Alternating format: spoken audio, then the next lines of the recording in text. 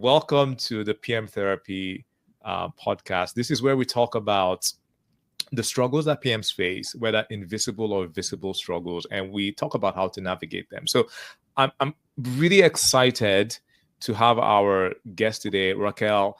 Raquel is a global program director, and I think her journey is very interesting. She went from a translator all the way to a global program director, and she's worked at some really large companies.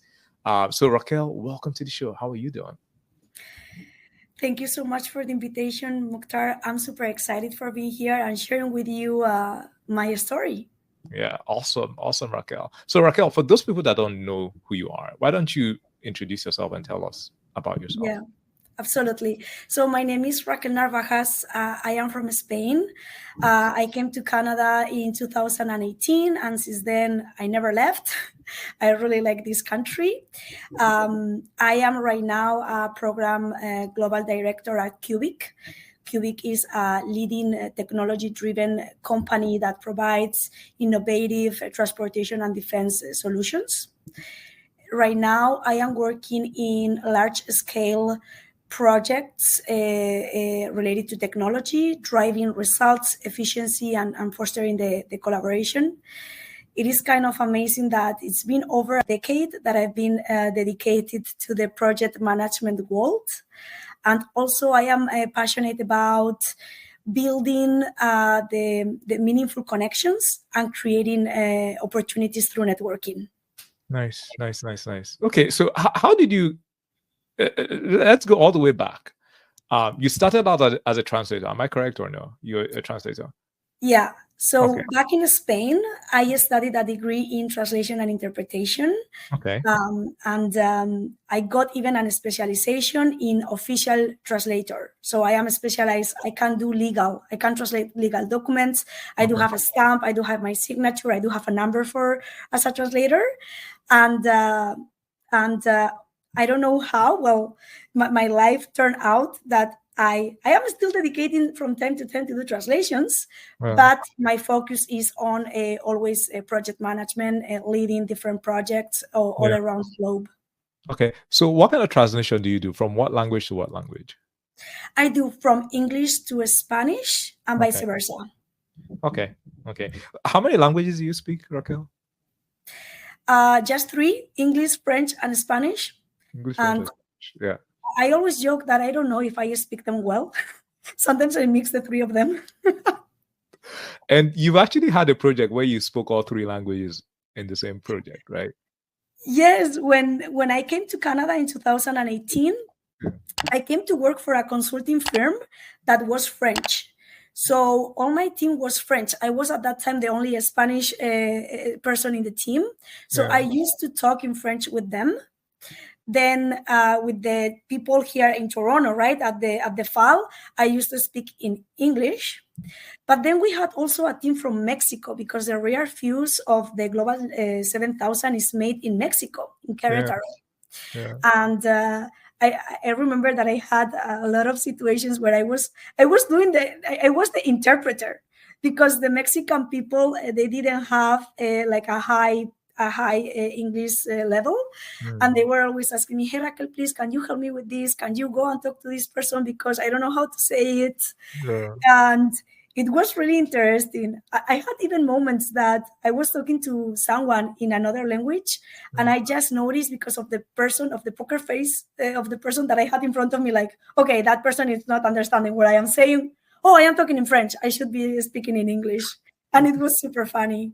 That's amazing. It's like you have to get your languages sorted out. But it's so amazing because I think a lot of us PMs, we are like at the center of a lot of things. We're the glue, right? So yours is like an added level of complexity because not only are you the center, but you're also, there's also the added level of multiple languages at the same time. So you're having to navigate not just personalities but cultures, but languages, and you are sort of the what's the word now, the linchpin. You're the linchpin in the midst of all of this. So that's really fascinating. Hey there, just quickly, are you looking for a PM role? Have you been struggling in this insane, crazy job market? Well, if this sounds like you, we might be able to help you. We've helped lots of people land 100 to 300K PM roles. All you have to do is just click on the link below, answer some questions. And if we see that there's an initial fit, you will be invited to a free 30-minute call where we can further assess your job search goals and challenges. And if we see that we'll be able to help you, we would explain to you how we can do that and what the next steps will be. All right, then, back to the show. I want to go back to your background. So how did you get into project management? So you were a translator. How did you now get into project management? I believe that my transition into project management was very unexpected, but also very organic. So I first studied my degree in translation and interpretation. When I finished it, I studied a master's degree in foreign trade and international relationships. It was when I landed into my first professional job in the international world. After that, I went to work for a transportation company in the sales department. I was selling maritime and air transportation. And after that opportunity led me to get into a company called Europavia, where I got started in the engineering world and in the project management world. And because that company is an international provider for aerospace equipment, and they needed people with languages. I remember in my interview, they were like, "Oh, you know languages?" And I say, "Yes, but I don't know anything about aircrafts." And they say, "You know what? Don't worry. You are fluent in English. You are fluent in French. That is what we need right now." Because in Spain, sometimes back in time, they were struggling with finding people with that knowledge of languages. And thanks to my knowledge, I could get into this industry and areas. Okay, so when you got in there, what was your role? Like, did they hire you as a project manager? Like, what was your role? Yeah. I was more like a purchasing assistant. Okay. I was working for the repair department, and I was working in different projects for different clients, as public and private. Okay. And when you work with the public, you know that there are many projects if you win the contracts and all that. And it was when I started to be interested in what is that about projects? Oh, project management. What is that? Yeah. Nice.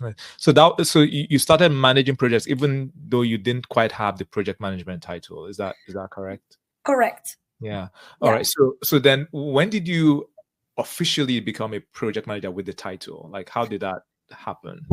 My first title, I believe that was in Canada, because before I was a consultant, senior consultant. Yeah. I never got that title. Yeah. But one thing that I learned when you come to Canada is that you really need to have a specialized role. It's not like in Spain that we are very generalistic. No, here you need to be very specific. Okay, you are a project manager, but in what? And I needed to learn to specify, okay, what I've been doing in Spain for over all those years that I've been living in Madrid. And then I noticed, okay, yes, I've been doing project management in engineering and in the aerospace industry.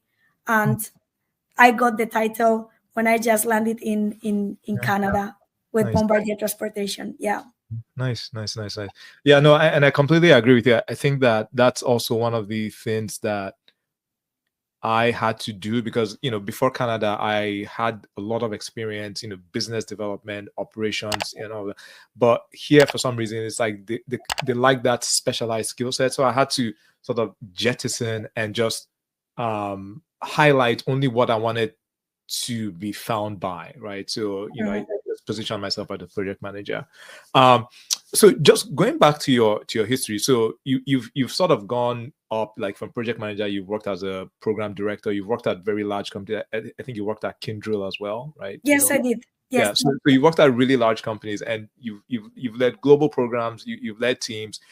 What would you say has been one of the most challenging moments in your career, in your program management career? For me, the biggest challenge when you are working with global teams is stakeholder management. as you said, we are the glue of the organization. For me, project managers or program managers, they are the CEOs of the project. They have a lot of responsibility, and you really need to make sure that the team is in sync, that they communicate properly, that they understand each other. Because if you assume that the person in front of you knows what you think they know, guess what is going to happen? The project is going to fail. We are going to get into delays. We are going to get into miscommunications, and we are going to get into also situations of not productivity, because we are going to need to repeat ourselves. Mhm. So stakeholder management, I believe, is the biggest challenge from my opinion. Yeah. And is there a particular scenario that you remember that you felt like, oh my goodness, like this was really, really challenging? Like, is there a particular maybe stakeholder management scenario that you remember that like you just can't forget about it? Like it's still seared in your memory. You know what? I've been working for different companies, and at the end of the day, I feel like the problem is the same, but with different people, right? With different people around the globe, and different cultures. Yeah. For me, what I think is that in my case, I am a PM. I am not an engineer. I don't have that technical background that engineers have, Yeah. and my role is to talk to engineers and make sure that the engineers have the information that they need in order to continue with the project.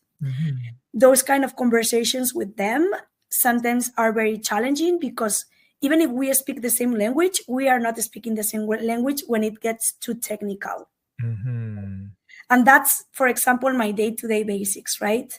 I go to a meeting, Raquel, we have a problem. Okay, what's the problem? They start talking about something technical, and I'm like, okay, I need to make aware to the people, hey, remember, I am not that technical as you are, but I really need to understand what's the problem, so I am going to be able to help you solve the problem, because I am here for that. And no, that's such a good point. And this is also a struggle that I face. And we're gonna delve into this a bit more. But how are you feeling in that environment? Like, are you feeling out of your depth? Are you feeling like, all right, no, I know I don't understand, but I know that I have something to give. Like, how do you normally feel in that environment where it's like, okay, these guys are too technical, they're speaking a different language? Like, yeah, what's sort of going through your mind? Sometimes I feel like I am an outsider. Like, what I am doing here? Do I really add any value in here, right? But then I need to remind myself that I am here for a reason. That if an organization has chosen you as the person to do that role, is because they believe in you. And what I need to do is to be more patient, also to be curious about hey, what's going on, what's the problem. Sometimes I need to spend a little bit of more time to understand what's going on, and always being very honest, like, hey, I am not technical, please, I know that it's going to take us maybe 5 more minutes, but the moment that I am going to know what is the problem, I promise you that I am going to give you the solution. But at first I need to understand what's the problem. And being honest and authentic, and recognizing that you don't know everything, that is what for me has helped me to, okay, I feel an outsider, but I have a value in this table. That's why I am here. Yeah. And no, that's so important, because I think one of the things that I struggle with, because when I was growing up, I used to usually be at the top of my class. I'm always like, and then you come into this field where it's like, I am not necessarily smart. It's like other people are the subject matter expert. Until today, I still struggle with that. Right. So I need to constantly remind myself, like, it's okay. You have your own area. Like, your expertise is project management, it's program management. Let other people handle that. And so I think that I need to constantly remind myself, because for me, like, there's that imposter syndrome. Like, you're like, okay, am I bringing value? I feel a bit lost in conversations, and it took me a while to actually get comfortable with that, right? Because even though you might not be as technical, other people are seeing the value that you're bringing. Like, you're unblocking teams, you are motivating teams, you are protecting them from more work, you are protecting them from, you know, like leadership and all of that. And when people see that, and I think when they also see where your heart is, like they will be patient with you, they will, you know, go the extra mile for you. And that's sort of what I've seen in my career. I don't know if you've seen something similar in your career. I completely agree with you.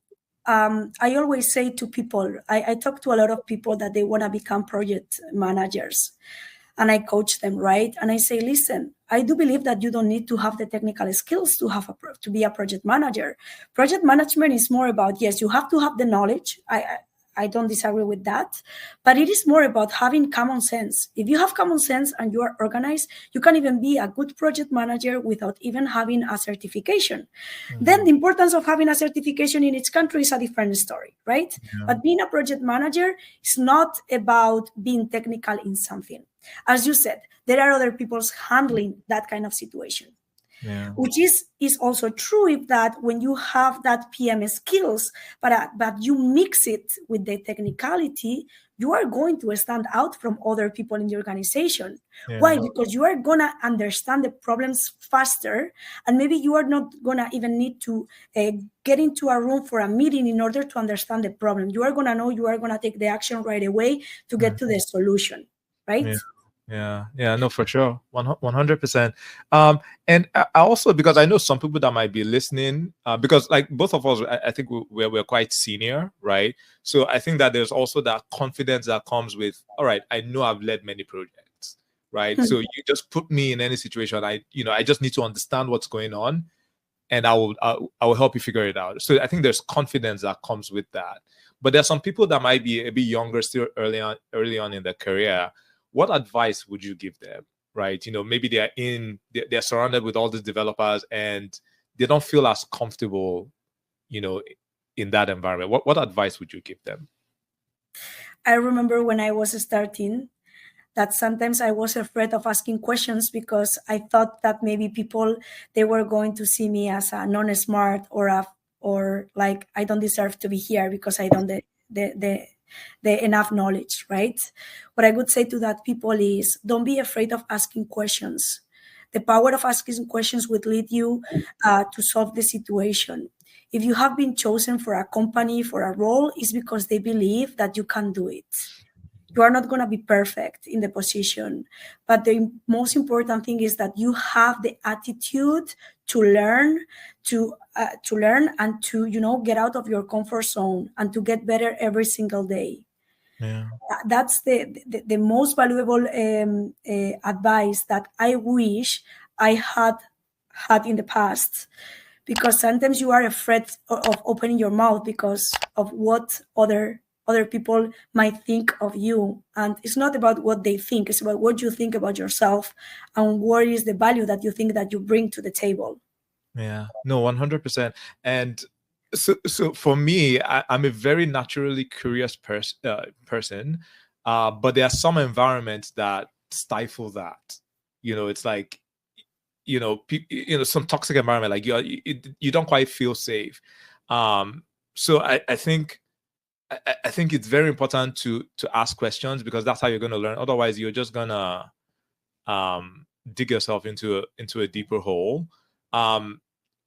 Do you have any suggestions as to like maybe how to get up to speed? Because I know, you know, like one of the things that worked for me was identifying people within the companies that I knew that I could trust, you know, and maybe having one-on-ones with them. Like for me, I think one of the biggest hacks for me has been one-on-ones, like just having one-on-ones, because people speak differently in one-on-ones versus how they speak in a meeting, right? So with one-on-ones, you know, they also end up being like mentoring sessions in a way, even like training sessions without it being like a formal training session. And then you get a lot of knowledge and you also help them, right? But you're also learning from people sort of behind the scenes. So I feel like that has helped me. So there is asking questions, but I also feel like there's also having the one-on-one relationship to, you know, to ask questions on a one-on-one basis and also learn for yourself. I don't know. Did that make sense?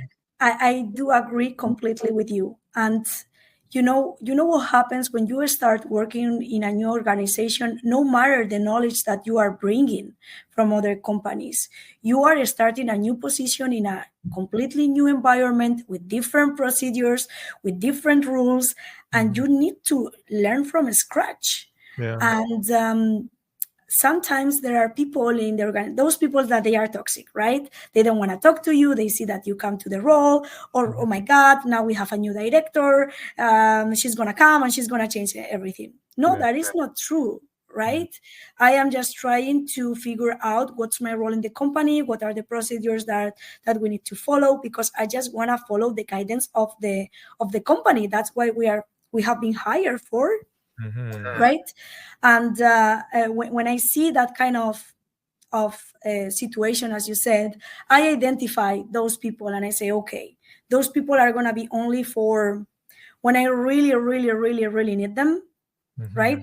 Otherwise, let's gonna go another route, even if it is longer and we have more blocks in the way. It does not matter. Don't lose your time asking questions to people that they are not going to answer you. They are not going to treat you well. As you said, go to the people that you can trust in the organization or you believe you trust, and start asking questions.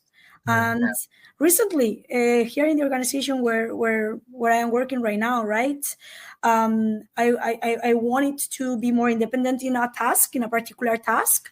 I don't have to, right, but I want it because I want to be more independent. And I talked to one of my colleagues that I can trust, and I say, listen, you know a lot about this. Can we just have a meeting of 30 minutes? Let's record the meeting because I don't want to come back to you asking more questions about this. I'm gonna keep it and let's move forward. And I am not gonna bother you with the same question all the time, because I am gonna be independent and we're gonna be more effective as a team. Yeah. And I think you didn't quite state this, but I think it's implied. It's like you're helping them to help you, right? So if you understand that, then I will be able to make your life easier. I'll be able to ensure that you're organized and ensure that we move all of this to the finish line, because we're in this together. Like if this project fails, it's both of us, right? So I think that shared understanding sort of helps. No, that's amazing. Okay, so let's move on to some other questions. Have you ever had a time where you felt like in your PM career where you felt like you were an outsider in the room? Like, have you ever had such a time? Oh yeah. As I said, almost every day when I go out to meetings with engineers and they are talking into those technicalities that I don't know, right? Yeah. Those are the times that I feel that I struggle the most. Because it's like, okay, I'm trying to get what it is, right? But I don't get it. And I don't want to interrupt right now because I know that interrupting, that is going to take them more time to do things. Sometimes you know how projects go. We are always last minute. Things don't go according to the plan, But as I said, I believe that the most important thing is when you need to do something, you need to take an action. Your responsibility is that you understand what you are doing. Nice. What would you say is your secret weapon for influencing decisions when you don't have formal authority? So now we're going into the PM craft, right? So like, a lot of times we need to lead without authority, right? And sometimes we need to influence decisions. Like, do you have a particular hack or a particular method? Like, how do you sort of influence decisions without authority? I use two hacks. One is the storytelling, telling a story, putting an example, and telling what is going to be the benefit of that decision, of taking that path. And the second one is data. For me, data is the truth tellers of the story. That's why for me and for us as project managers, metrics, statistics are so important, because those are data-driven decisions that we need to take into consideration. For example, for this colleague that I told you, right, that I needed her help, I said, listen, I know that I am going to take 30 minutes of your time, but I have been asking you similar questions related to the same topics, I don't know, a million times already. we are going to avoid to get to that million times questions all the time, because I am going to be able to get it done. And if I have a particular question because I don't get something that is a little bit more technical, or that I need any clarification, then I will go and talk to you. That means that, yes, sometimes I feel like people is like, oh my God, now I need to spend an hour, 2 hours. Yes. But how many time are you going to save in the future? Think about that. Yeah, it's like you're investing now so that you can save later. And in that particular case, do you find that a lot of people are like receptive, to like, because I think for me, I don't know if this is just experience, or because I've been in the technical environment for a while, and I think that I've also grown a lot in my knowledge. And I think I'm very, very comfortable in the technical setting, right? Before it used to be like gibberish, now not so much. So, and I think that, I don't know if it's a confidence thing. I don't know if it's that, maybe I've sort of built my credibility over time. But I find that like a lot of people are more understanding, patient. A lot of people even sort of, I don't want to sound arrogant, but they revere me. Like they really love that I'm on their project. Like there's always like, Mukhtar, please come on my project. I want you, right? But it wasn't, I don't think it was always like that, right? So I think all of that has sort of just helped me feel more comfortable and more confident in my own skill, right? So even when I don't know something, like I'm very confident asking, like I don't know this, can you? So I think it now even feeds into my confidence in like maybe even stopping the meeting, saying, before we move on, please, I need to understand this point, right? But I don't think it was always like that, So yeah, I know you wanted to jump in. Yeah. No, I believe that it comes with experience, and when you already value yourself. And when you are starting, right, you don't even know what you are doing. You don't even know where your career is going to go. And time also gives you the maturity, not only professionally, but also personally, right? And when you go into a new company, and you are going to find a lot of people that they are not going to be receptive at all, they are not going to like you, but you are going to have people that they are going to really value what you are doing. Yeah. And it also depends on the situation of the project. If you are coming into a project that we don't have money, we are late, we have a scope creep all the time, the tension is, you are going to feel that tension, right? And as the project manager, your role is not only to get to be on time, on budget, on scope. It's also to motivate the team.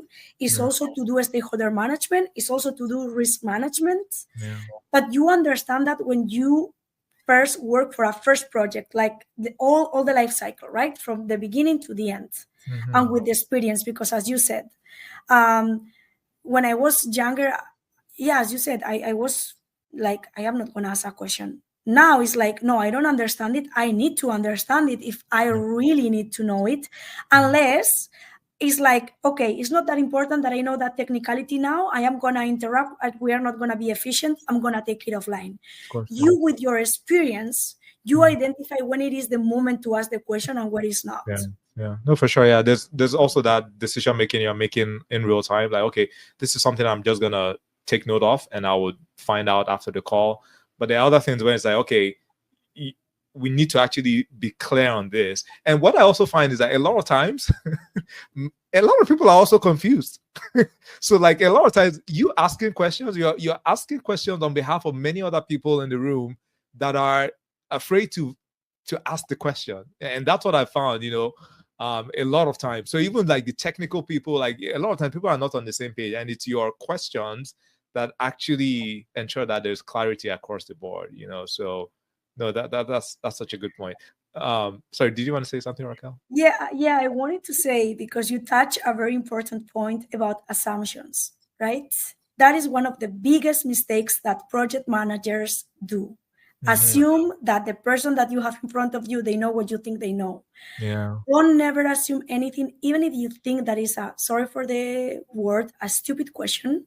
I always say to my team and to the people that I work with, there are no stupid questions. If you have that question, it's because maybe someone else has it as well.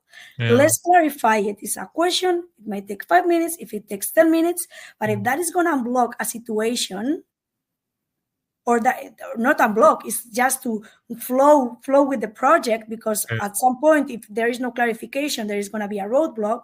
Let's do it early in the process. Identify it now. Yeah, definitely.